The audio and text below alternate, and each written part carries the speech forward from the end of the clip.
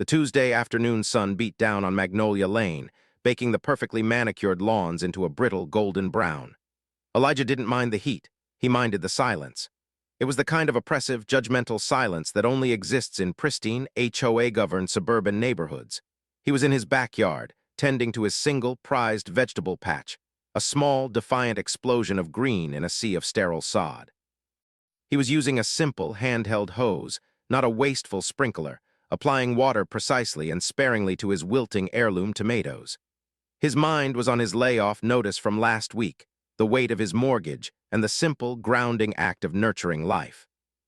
The voice, a piercing, icy shriek, sliced through the humid air like a rusty saw blade. He didn't need to look up.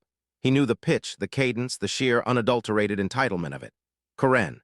She was standing on her meticulously paved, zero-maintenance patio, hands planted on hips, the very picture of aggrieved suburban royalty. She wore expensive athleisure that hadn't seen a moment of athleticism and a perpetual scowl that suggested the world was a constant, personal inconvenience. "You've been watering for 15 minutes, she announced, her voice carrying an authority she hadn't earned. "That is a flagrant violation of the mandatory low-use schedule. You are using too much water." Elijah slowly straightened up, sighing. "It's a drought-tolerant variety, Karen. They only need deep watering once a week, and it's well within the hours." "Deep watering?" she scoffed, walking closer to the property line, her eyes narrowing on his garden like it was an infestation. "There's standing water in your flower bed. That water runs off into the storm drain, which, by the way, is my side of the curb. I'm going to be billed for that runoff." "It's condensation, Karen, and it's a 6-inch border of mulch designed to stop runoff. Look." He pointed the hose to the ground, deliberately showing the dry concrete. "It's all soaking into the roots where it belongs. I am not wasting water." Her face flushed a mottled red. "Don't you talk back to me. I'm an HOA board member. I have the records. You used 300 gallons over the monthly allocation last month. That's negligence. That's anti-community. I am calling this in, and you will be fined. I will make sure the board triples your water rate. You think you can just dump water on your little peasant garden while the rest of us responsibly xeriscape."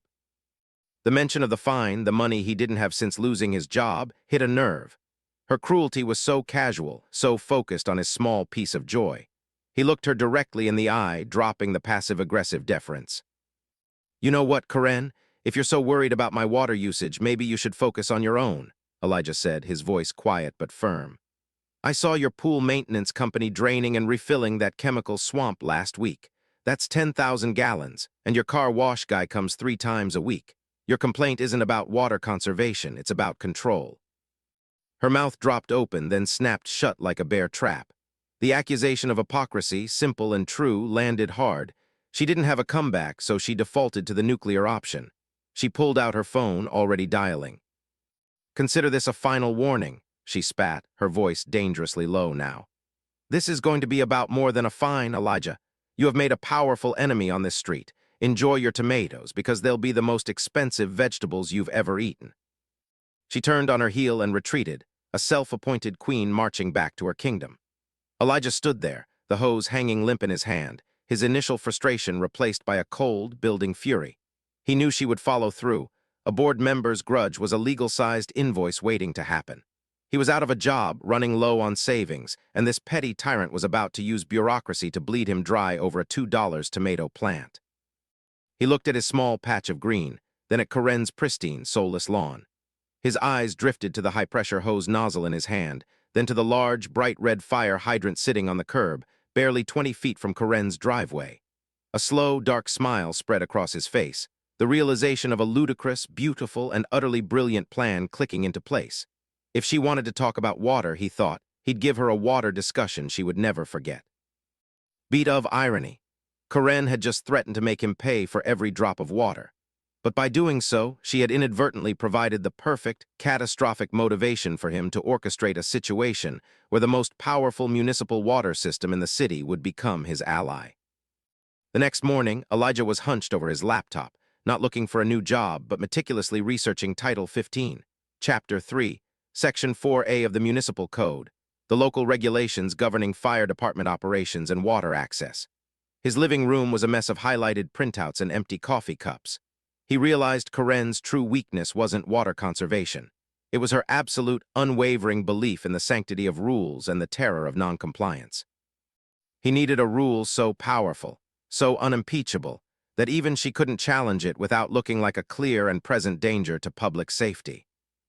The law was clear. The fire department has unrestricted, non-metered access to all city hydrants for training and emergency use. Furthermore, any citizen can request a non-emergency public safety demonstration on community preparedness, which includes a demonstration of equipment and water pressure. The only stipulation was that the department could only allocate resources if there was no current emergency and if the demonstration location was deemed beneficial for community awareness. He started making calls, not to the general city line but to the District 2 fire station chief. He didn't complain about Karen. He framed the issue with calculated concern, using the polished, corporate language he'd mastered before his layoff. "Chief Davies, my name is Elijah Thorne, and I live on Magnolia Lane. We've had some recent discussions in the neighborhood regarding drought mitigation and fire risk. Our community is entirely composed of older, timber-framed homes with extensive landscaping, a significant fuel load, if you will. With the recent high-profile wildfires and the extreme heat, I've had a growing concern that our residents, especially the elderly, are dangerously uneducated on how quickly a small fire can escalate and what the actual response time of the station is. We're also very close to that major hydrant on the corner." Chief Davies was instantly receptive. Public safety education was a constant priority, and Elijah sounded like a genuinely civic-minded citizen, not a crank. "It's an excellent point, Mr. Thorne," the chief's voice crackled over the phone.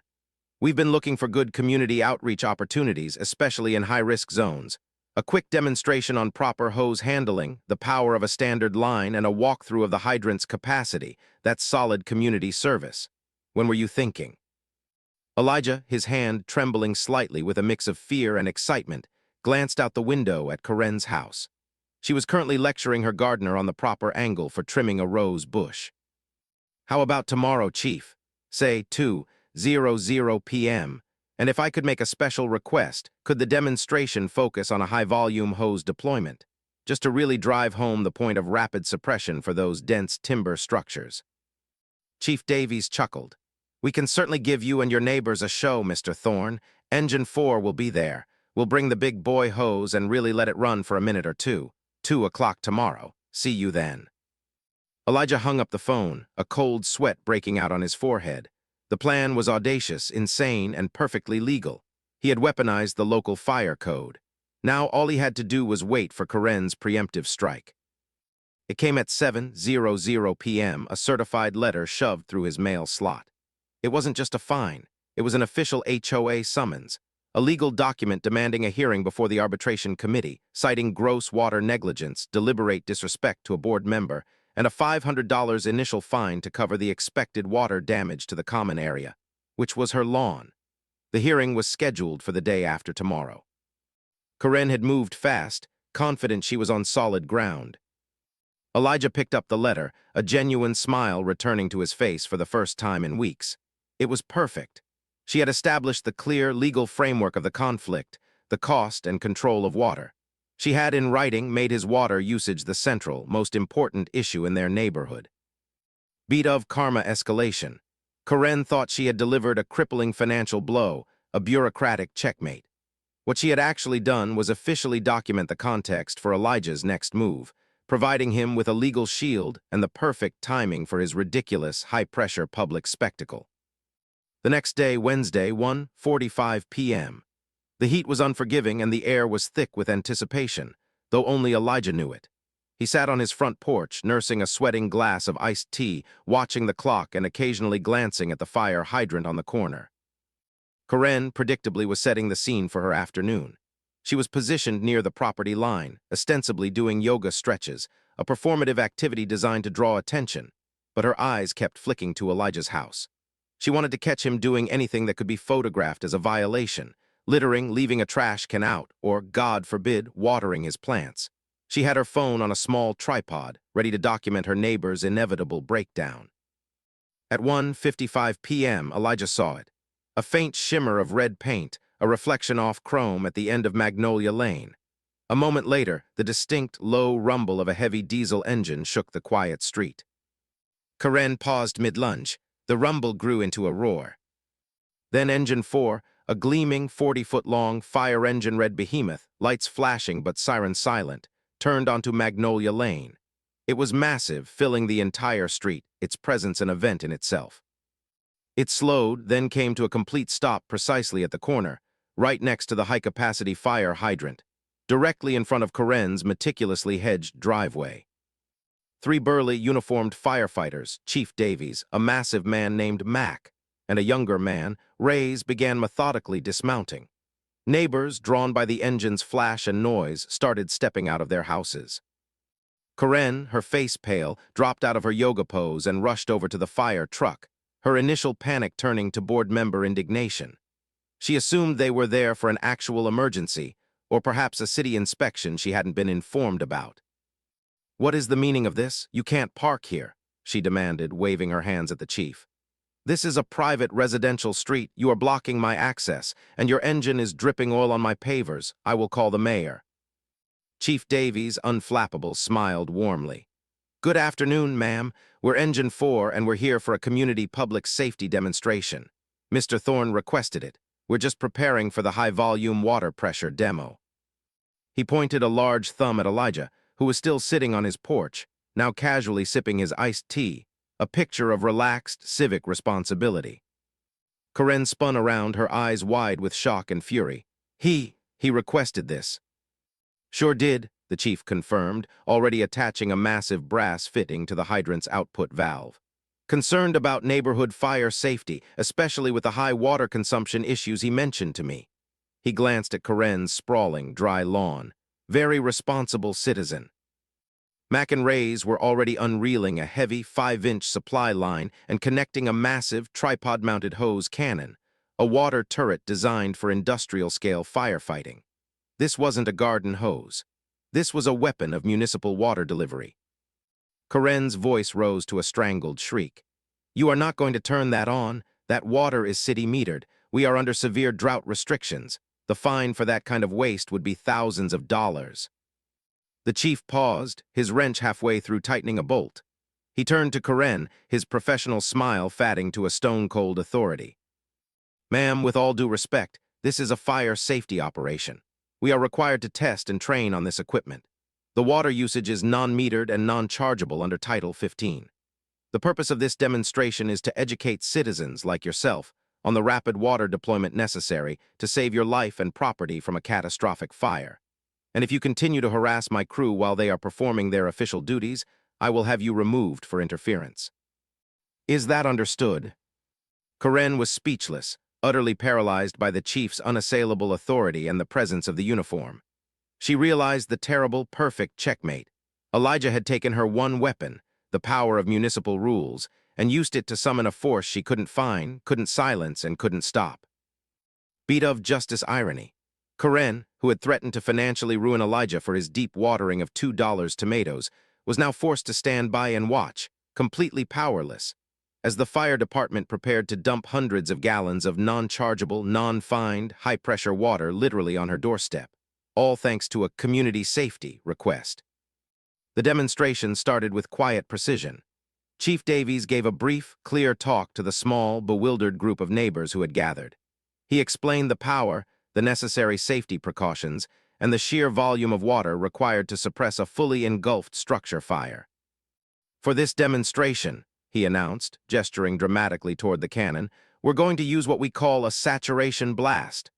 We'll run it for only 30 seconds, but you'll see how quickly we can knock down flames." He gave the signal. Mac hit the valve on the hydrant. The roar was deafening.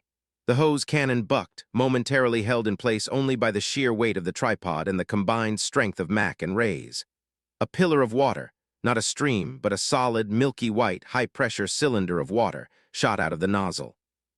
It was focused perfectly onto the central patch of Elijah's lawn, demonstrating the crew's aim. But the pressure was so immense, the saturation so immediate, that the water didn't just sink in. It sprayed a fine, heavy mist across the entire cul-de-sac. Karen had been standing barely 10 feet away on her side of the property line, trying to maintain a facade of bored indifference. The overspray hit her like a surprise summer storm. It doused her hair, soaked through her expensive athletic top, and turned her white linen pants transparent. My garden," she shrieked, not about the pool of water forming around her feet, but about her prized, perfectly dry, non-indigenous, $500 exotic shrubbery. The high-pressure mist was stripping leaves and bending fragile stems. The demonstration continued for the full, glorious 30 seconds. The sight was incredible. The roar, the immense power of the water, the sheer, beautiful, unapologetic waste of it, all in the name of safety. When the water finally shut off, the sudden silence was replaced by the collective gasps and nervous laughter of the neighbors. Elijah stood up, walked over to the edge of his now swimming pool of a lawn, and gave a slow, deliberate thumbs-up to Chief Davies. "Excellent demonstration, Chief," Elijah said, his voice carrying perfectly in the post-deluge quiet. "I feel much safer knowing the city has the capacity to deploy that much water that fast. A great lesson in what too much water actually looks like, wouldn't you say?" He looked directly at Karen. She stood frozen, dripping, her meticulously styled hair plastered to her scalp, her yoga clothes clinging to her. She looked less like a powerful HOA board member and more like a drowned rat, utterly humiliated in front of her entire neighborhood. I will have your name," she stammered to Chief Davies, pointing a trembling, wet finger. "I'll call the city council. I'll report you for property damage. This is harassment." Chief Davies, calmly wiping a spot of water from the fire truck's fender, produced a clipboard and a pen. "You're welcome to, ma'am. Here's my card, and I'm happy to provide you with the incident report, which will confirm this was a legally sanctioned, public-facing training exercise. I suggest you file your complaint with the city attorney's office. Have a nice day." As the firefighters packed up, taking their time, their movements radiating professional competence, the neighbors drifted away, their expressions a mixture of shock, amusement, and a grudging respect for Elijah. They had seen a tyrant brought low, not by another rule-breaker, but by a masterful deployment of the establishment's own rules. Karen just stood there, dripping, shaking. The $500 fine and the legal summons in Elijah's mailbox suddenly seemed laughably small compared to the public spectacle and the complete loss of her authority. She had screamed at him for too much water, and he had responded with a biblical flood she couldn't stop. Beat of heartbreak irony, Karen had built her entire identity on controlling her environment and her neighbors through bureaucratic fear. Elijah's move had not only nullified her threat, but had also publicly stripped her of her power and dignity, using the very thing she policed, water, as the weapon against her. She was now a cautionary tale on Magnolia Lane. The day after the deluge, Elijah's phone didn't ring. The certified letter with the HOA summons still lay on his kitchen counter, but its threat felt hollow. Later that afternoon, a sleek black sedan, the kind only a corporate attorney or a very serious HOA official drives, pulled up to Karen's house. A man in a tailored suit got out and walked straight to her front door, clipboard in hand. The rumors started flying immediately. The neighbors were talking.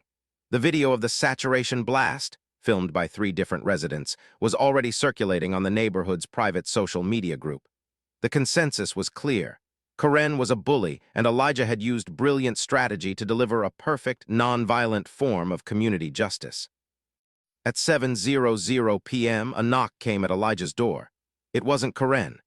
It was Mr. Henderson, the actual president of the HOA board, a quiet, pragmatic man whom Karen had routinely steamrolled.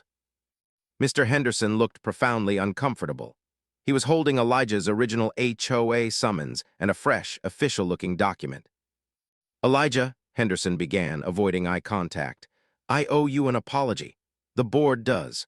Karen filed that summons without a vote, misrepresenting the nature of your water usage and citing a non-existent statute." He handed Elijah the first document. It was stamped void, issued under false PRETNSES. "Your fine has been rescinded naturally, and your water records have been flagged for review. We found that, accounting for the vegetable patch, your actual per square foot usage is one of the lowest in the community." Henderson paused, running a hand through his thin hair. "The Chief Davies incident was brilliant. We've had problems with Karen for 2 years. She weaponizes the rules." He handed Elijah the second document. It was a formal notice of censure and immediate suspension for Karen from the HOA board. The board voted unanimously this afternoon.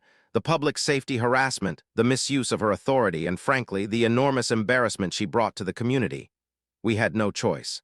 She is off the board, effective immediately. Elijah just nodded slowly, looking at the documents. It wasn't about the money anymore. It was about the principle, the power, and the quiet satisfaction of watching a self-appointed dictator fall on her own sword. "Thank you, Mr. Henderson," Elijah said, accepting the papers. "I just wanted to grow my tomatoes without being threatened. Maybe now I can." Henderson gave him a tired, grateful smile. "We can only hope. Oh, and one more thing. I was driving by the corner this morning. You might want to take a look." Elijah walked outside. Corinne's driveway was spotless, but the fire hydrant on the corner, which had been a dull, dusty red, was now gleaming. Mac and Ray's, the two firefighters, had returned and given the hydrant a fresh coat of high-gloss red paint. Taped to the hydrant, protected by clear packaging tape, was a small, hand-drawn sign. It was a crude sketch of a tomato. The note, written in thick permanent marker, read, "For fire safety and your tomatoes, enjoy the water, Elijah. Engine 4. Corinne's blinds were drawn, a perfect wall of silence against the neighborhood she had sought to rule. She was still in the neighborhood, but her power was gone, replaced by a deep, absolute, self-inflicted shame. Elijah smiled, picked up his garden hose, and gave his precious, now famous tomato plant a perfectly measured, deep drink of water. Beat of justice finality. Elijah not only got the fine reversed, but by forcing Corinne into a spectacular public tantrum, he triggered her official removal from power. The firefighter's note, placed on the very device that fueled the confrontation, served as a final, public, and permanent monument to her humiliation and his quiet, legal victory. Would you like me to create a detailed epilogue to describe Elijah's life and the fate of Magnolia Lane 6 months after the deluge?